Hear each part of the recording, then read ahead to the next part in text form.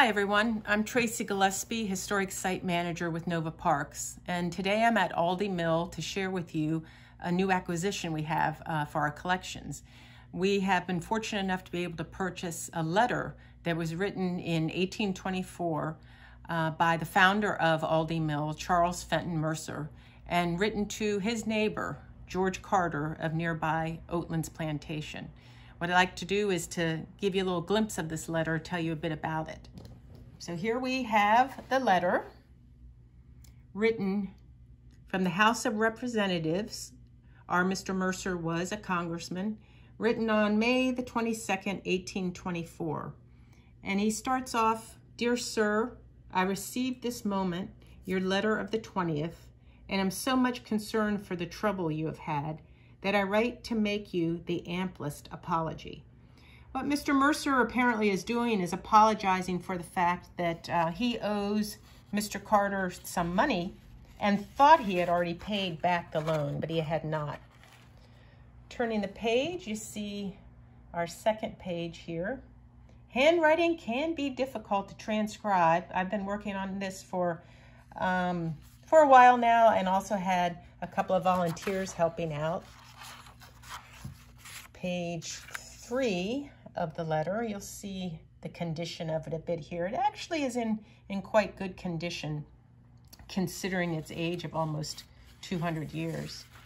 And then the final page looks a little strange because you'll see writing in one direction. This is showing his signature, "Your obedient servant, C.F. Mercer." And then in another direction here, we have it addressed to George Carter, Esquire, Oatlands, Aldie, Loudoun County, Virginia. After Mr. Mercer wrote this letter, he would have folded it up. It would have become its own envelope, if you will. We started by making a facsimile of the letter and then typing it out and trying to transcribe it. I'd like to turn things over now to our collections volunteer, Jeannie Nichols. She'll tell you a little bit about the condition of the letter and how it is we should treat it, how we can conserve it, and also perhaps display it or in some other way share it with our visitors.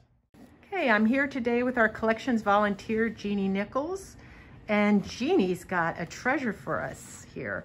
This is the Mercer letter, Charles Fenton Mercer's letter to George Carter of Oatlands. And Jeannie, I'd just like to ask you, first of all, what kind of, show the back, and what kind of condition would you say this almost 200-year-old letter is in? I would say fair to good.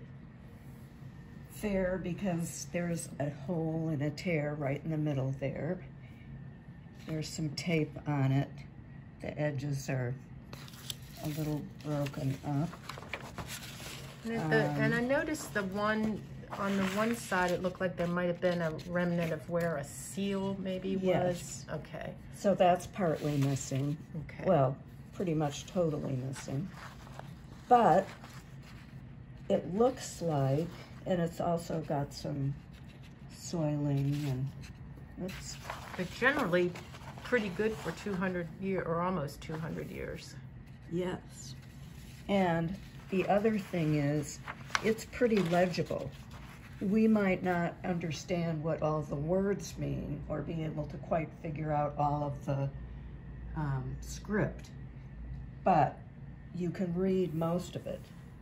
It's not faded out, except maybe in a couple of little places and things like that. So in that respect, it's pretty good. See, here's a little piece of tape. I found his handwriting to be pretty legible. How would you have us take care of this? Well, the first thing I would suggest is that you get a good scan or photograph of it. And then my question for you is, how do you plan to use it? How do I plan to use it? Well, I feel, knowing what I know of artifacts, I should not display the original or at least not for very long. My plan would be to display a very good facsimile of it. Perhaps use it with students at some point based on what is in the document, and let them use it as a primary source to.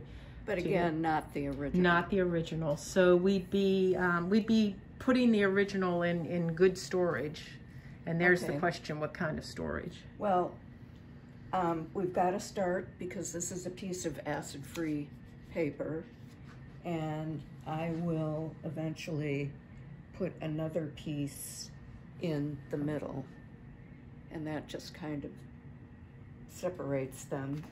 And then we'd fold it again to its closed position. Yes, or we do have some oversized storage, and so it could go in there flat. Okay. Which is another option. But in any case, it would then go into what we call document storage. If it's folded, it would be in one of these boxes, which are acid-free, or again, and flat, and we would make a big, using an acid-free file folder that's big enough, we would make a file folder. And then we would put it in a drawer flat and not put maybe 1 or 2 more pieces on top, and that's it. If we had all the money in the world, would we hire a conservator or send it away to a conservator for any sort of work, or do you think it's in fine condition as it is? No, you could ask a conservator, and perhaps they could remove the tape, and they could stabilize it and put something in there in the hole, which would strengthen it. And then there's something called deacidification, which would take the soil away and clean it up some.